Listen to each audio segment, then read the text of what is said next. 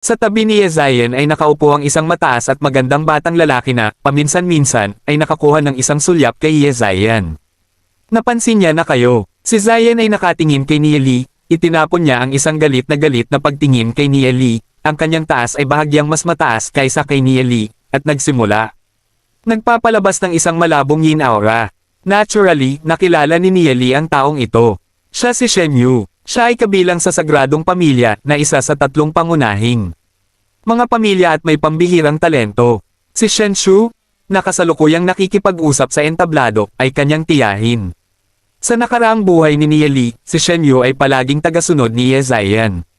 Bago nawasak ang Glory City, sina Shen Yu at Yezayan halos magpakasal. Sa paningin ng kanilang mga pamilya, palagi silang naging perpektong tugma. Kung ang Glory City ay hindi nawasak, pareho. Sa kanila ay tiyak na ikakasal.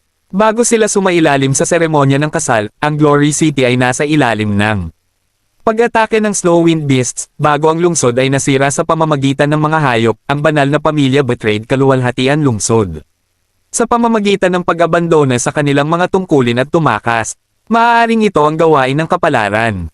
Si Yezayan ay hindi naging asawa ni Shen Yu sa kanyang nakaraang buhay. Sa halip, nagkaroon siya ng isang mga aktibidad kasama si Nieli. Sa pag-iisip, hindi mapigilan ni Nieli na tumawa sa kanyang puso. Gayunpaman, pagkatapos niyang makita ang mga glares ni Yezayan at Shen Yu, Niuli, hindi ko maiwasang makaramdam ng sakit ng ulo.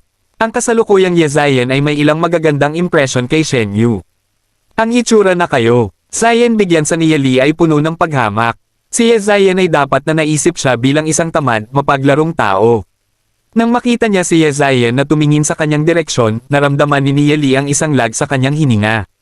Nang makita niya ang pamilyar na mukha, nagsimula siyang mag-isip sa lahat ng nangyari sa kanyang nakaraang buhay. Hindi mapigilan ni Nieli na makaramdam ng maasim sa kanyang ilong. Siya ay nagsiwalat ng isang ngiti bilang siya tumingin ng malalim kay Yezayan. Maraming salamat sa Temporal Demon Spirit Book. Pinayagan kaming magkita ulit. Si Nieli ay tahimik na nag-isip ng may pasasalamat. Weirdo, naisip ni Yezayan. Naramdaman niya na medyo kakaiba ang titig ni Nieli. Ang kanyang maliwanag na mga mata ay nagniningning tulad ng mga bituin na may isang hawakan ng kalungkutan. Ang puso ni Yezayan ay napuno ng mga katanungan. Kilala ba niya si Nieli? Bakit siya tumingin after na may ganitong uri? Si Yezayan ay isang kagandahan na may puting ngipin at mga labi ng vermilion. Siya ay tulad ng isang lotus na mumulaklak tahimik habang ang pagkakaroon ng isang hindi masabi. Cute na ugali. Ito ang dahilan kung bakit maraming mga batang lalaki ang nabighani sa kanya. Sa puntong ito, ang titig ni Shen Shu ay dumaan sa katawan ni Nieli. Ang aksyon ng mga 13-14 na taong gulang na bata ay hindi maaaring makatakas sa kanyang mga mata. Siya ay isang silver rank demon spiritualist. Naabot na niya ang estado ng pagkakaroon ng isip at katawan na isang malakas na pang-anim na kahulugan. Ang kanyang paningin ay labis na masigasig. Nakita pa niya ang isang tumatakas na daga na mahigit 100 metro ang layo. Si Yezayan ay may marangal na pagkakakilanlan. Siya ay may katayuan ng pagiging anak na babae ng Panginoon ng lungsod ng Glory City, pati na rin ang pagiging ang apo ng alamat ay nagre-ranggo ng espiritista ng demonyo, si Yemo. Hindi lamang iyon, mayroon siyang Science Soul Realm na nabuo sa loob niya. Si Dan Tian, isang bihirang talento. Iilan lamang tao sa Holy Orchid Institute ang nakakaalam ng pagkakakilanlan ni Yezayan. Kung namamahala si Shen Yu na magkaroon si Yezayan bilang kanyang asawa, maaari itong palakasin ang posisyon ng sagradong pamilya sa Glory City. Ito rin ang dahilan kung bakit siya nasa klase ng Fighter Apprentice. Ito rin ang isa pang dahilan kung bakit nagtuturo si Shen Shu sa klase na ito. Ibinalik ni Shen Shu ang kanyang pagbabagong anyo sa parehong mga braso niya na nakayakap sa kanyang dibdib, ang kanyang mga mata swept sa kabuuan ng mga mag-aaral at sinabi, "Sa susunod na 2 taon, kayong lahat ay aking mga mag-aaral." Bagaman binanggit ng prinsipal na ang mga estudyante ng Holy Orchid Institute ay pantay, kailangan kong ipaalam sa iyo ang pangit na katotohanan. Sa mundong ito, ang pagkakapantay-pantay ay hindi umiiral. Nagsalita si Shen Shu sa isang bahagyang matinis na boses. Ang kanyang mga salita ay tulad ng mga dagger na mabigat na sinaksak sa puso ng mga mag-aaral. Tahimik na nakikinig ang mga estudyante sa ibaba ng entablado. Walang nagsalita ng isang salita. Matapos mong lumaki ang lahat at umalis sa paaralang ito, sasang-ayon ka sa aking mga salita. Ang pagkakapantay-pantay ay isang kasinungalingan lamang na pinupuno ka ng mga matatanda. Hindi ka maaaring mabuhay sa isang engkanto kwento magpakailanman, sabi ni Shenshu, pagbaba ng kanyang ulo upang tumingin sa mga mag-aaral. Ang Glory City ay ang tanging lungsod na napanatili sa buong panahon ng kadiliman. Tayo lamang ang mga nabubuhay na tao. Sa loob ng Glory City, mayroong dalawang uri ng malakas na pag-iral, ang mga mandirigma at ang mga espiritista ng demonyo. Ang pag-iral ng isang espiritista ng demonyo ay marangal. Isang manlalaban lamang sa loob ng libo-libo o 10,000 ang maaaring magkaroon ng pagkakataong maipanganak na isang malakas na demonyo.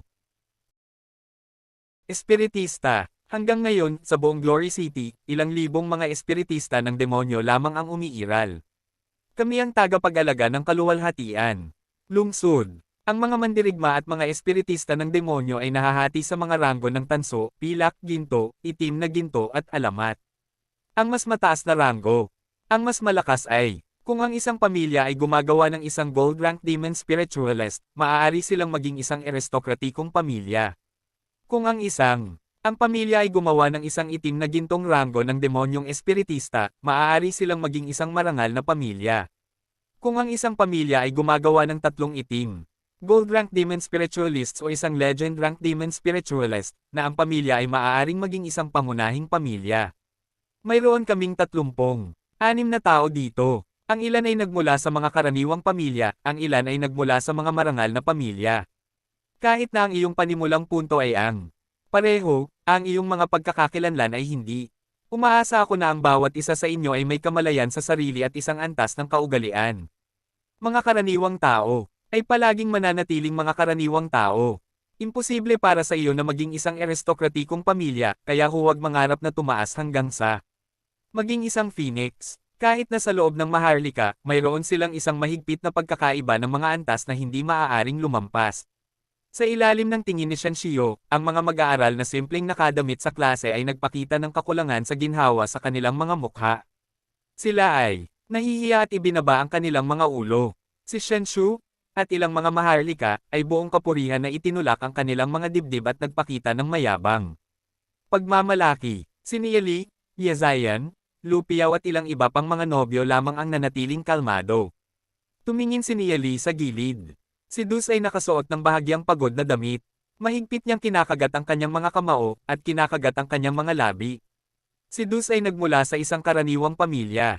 Napakahirap ng kalagayan ng kanyang pamilya. Ngunit alam ni Nieli na ang sarili ni Duke. Ang pagpapahalaga ay napakalakas. Sa ilalim ng tingin ni Shenshio, ang mga mag-aaral na simpleng nakadamit sa klase ay nagpakita ng kakulangan sa ginhawa sa kanilang mga mukha.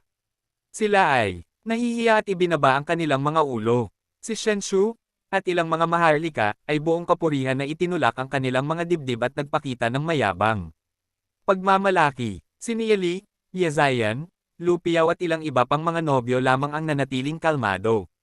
Tumingin si Nieli sa gilid. Si Dus ay nakasuot ng bahagyang pagod na damit. Mahigpit niyang kinakagat ang kanyang mga kamao, at kinakagat ang kanyang mga labi. Si Dus ay nagmula sa isang karaniwang pamilya. Napakahirap ng kalagayan ng kanyang pamilya. Ngunit alam ni Nieli na ang sarili ni Duke. Ang pagpapahalaga ay napakalakas. Malamig siyang humilik, ano ito? Sinabi ng guro na si Shenshu na ang Glory City ay ang tanging nakaligtas sa edad ng kadiliman, na tayo lamang ang nakaligtas. Mga tao, anong patunay ang mayroon ka sa pahayag na ito? Maaari ko bang tanungin kung ang guro ay lumabas sa street, ancestral mountains at binisita ang walang katapusang disyerto, ang nakakalaso na kagubatan, ang Blood Moon Marsh, ang Spirit Gulf, ang Heavenly Luster Mountains, at ang Hilagang Niebe Bago? Tanong ni Nieli. Bilang isang taong muling ipinanganak, at pinanatili ang kanyang mga nakaraang karanasan, si Nieli ay maaaring ganap na tumingin sa Shenshu. Anong makalangit na bundok ng ningning? Anong hilagang niebe? Sumimangot si Shenshu. Narinig niya ang walang katapusang disyerto, nakakalason. Forest at Blood Moon Marsh Bago, ngunit ang mga lugar na iyon ay napakalayo mula sa street. Ancestral Mountains. Siya ay may lamang. Narinig ang mga ito sa mga alamat. Shenshu snorted. Ako ay nasa Glory City mula nang ipanganak, at hindi pa nakapunta sa mga lugar na iyon.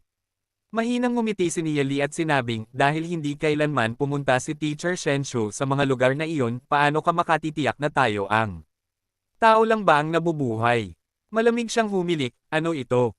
Sinabi ng guro na si Shenshu na ang Glory City ay ang tanging nakaligtas sa edad ng kadiliman, na tayo lamang ang nakaligtas. Mga tao, anong patunay ang mayroon ka sa pahayag na ito? Maaari ko bang tayo ang tao lang ba ang nabubuhay? Ang pakikinig sa sinabi lamang ni Nieli, ang mga mag-aaral sa klase ay hindi maaaring makatulong sa pagtawa. Nadama nila na ang sinabi ni Nieli ay gumagawa. Kahulugan. At ang idioma, isang Polaka na tumitingin sa kalangitan mula sa ilalim ng balon, ay hindi direktang tumatawag sa guro na si Shenshu na isang Polaka. Tinitingnan ng kalangitan mula sa ilalim ng balon kung ano ang isang naaangkop na paglalarawan, sabi ng ilang mga batang babae habang humajajek. Sila, lahat ay hindi nagustuhan si Shenshu, at hindi mapigilan ang pagtingin kay Nieli na puno ng paghanga dahil si Nieli lamang ang sapat na matapang. Hayagang manginsulto sa isang guro sa klase. Ikaw, nagsimula si Shenshu habang tinatitigan niya si Nieli, galit na galit siya hanggang sa halos pagsusuka ng dugo. Nieli talaga, inihambing siya sa isang ignorante na Polaka. Hindi pa niya nakatagpo ang gayong laganap na mag-aaral. Si Yezayan, na nakaupo sa malayo, ay hindi rin makontrol ang kanyang pagtawa. Napagtanto niya na si Nieli ay medyo kawili-wili at, sa halip mahusay magsalita sa kanyang mga salita, talagang ginawa niyang hindi makapagsalita ang guro na si Shenshu. Si Yezayan ay isang likas na kagandahan. Ang kanyang ngiti ay kamangha-manghang. Komendat si Nieli patungo kay Yezayan at ngumiti. Nang makita ang ekspresyon ni Nieli, agad na ibinalik ni Yezayan ang kanyang ulo at naisip sa kanyang puso ang gayong katapangan. Ang impresyon ni Nieli sa kanyang puso ay isang masamang mag-aaral pa rin. Ang panunood kay Nieli ay hindi lamang mabulunan ang guro na si Shenshu, ngunit tinutokso din si Yezayan, hindi mapigilan ni Lupiao na itaas ang isang hinlalaki sa kanya. Iniisip ang galing ng taong ito. Tumingin si Nieli kay Shenshu, at nagpatuloy, Guro Shenshu, mayroon pa akong ibang katanungan. Si Shenshu ay malapit ng mamatay mula sa galit, ngunit hindi siya maaaring sumiklab dito. Maaari lamang siyang tumugon sa masamang kalagayan, anong tanong? Mayroon ka pa ba? Sinabi ng guro na si Shenshu, ang isang karaniwang tao ay laging mananatiling isang karaniwang tao, hindi sila maaaring maging isang marangal. Mayroon akong isang maliit na tanong, hindi ba ang ranggo ng alamat na demonyong espiritista, si Yemo, isang pangkaraniwan noong bata pa siya? Tanong ni Nieli, kumikislap ang kanyang mga mata ng ilang beses, at pagtingin sa Shenshu. Hindi ba alam ito ni Teacher Shenshu?